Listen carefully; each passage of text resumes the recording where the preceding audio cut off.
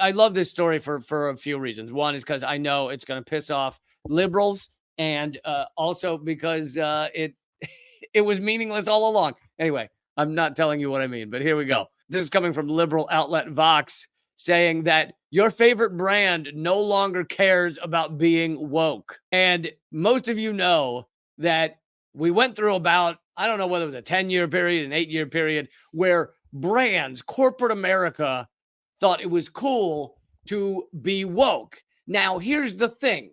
Most of that I'm not opposed to. It's not like I don't want Skittles to tweet out that black people in America should have rights.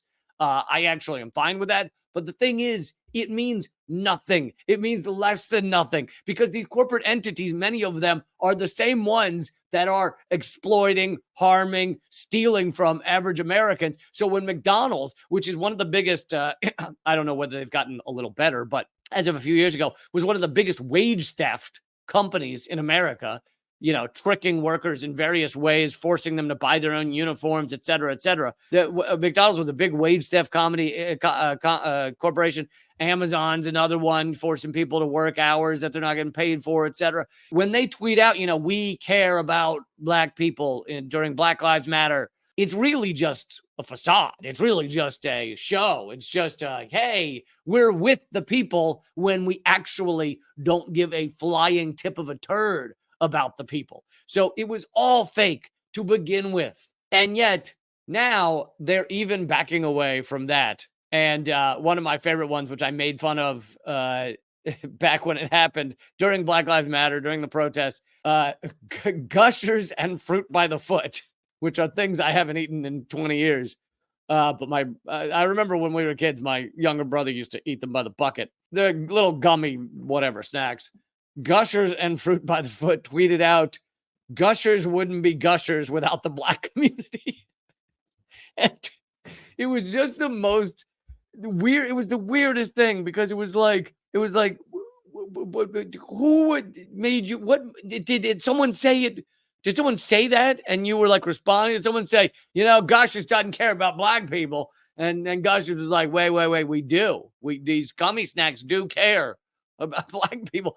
Or are you saying that literally you created some sort of gummy snack that can only exist around black people? Because that's weird too. That's kind of like invertedly racist. Like, why have your gumminess intrinsically linked to the race of someone? It's so bizarre. But beside how bizarre it is, the thing that always drove me nuts is that it's how meaningless it is, as these corporations literally do nothing. They're not donating. They're not helping people. They're doing nothing to help these issues. They're just tweeting out or posting or putting a photo on a can or whatever. Ironically, that's what got Bud Light in trouble, right? You probably remember the big Bud Light fury, because they put, I think, a trans person on one of their cans, and then the right wing was like, fuck this, we're never drinking a Bud Light again because they like trans people. In that debate, if that's the entirety of the debate, are you upset by this can or not upset by this can? Then I'm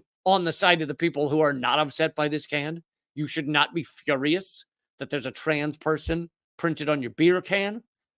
But I'm also one of the, it seems, few who understand that it's all meaningless. It's all a show. It's all theatrics. It's all a charade to make you think that corporate America isn't destroying your environment, stealing from you, raising prices in the grocery store because of greed. But anyway, this article is about how these brands are all now backing away from the whole woke ideal. I'm going to, we're going to do nothing for gay people, but we're going to put a gay couple kissing on our on the box of cereal, so that people will talk about how woke and how much we care.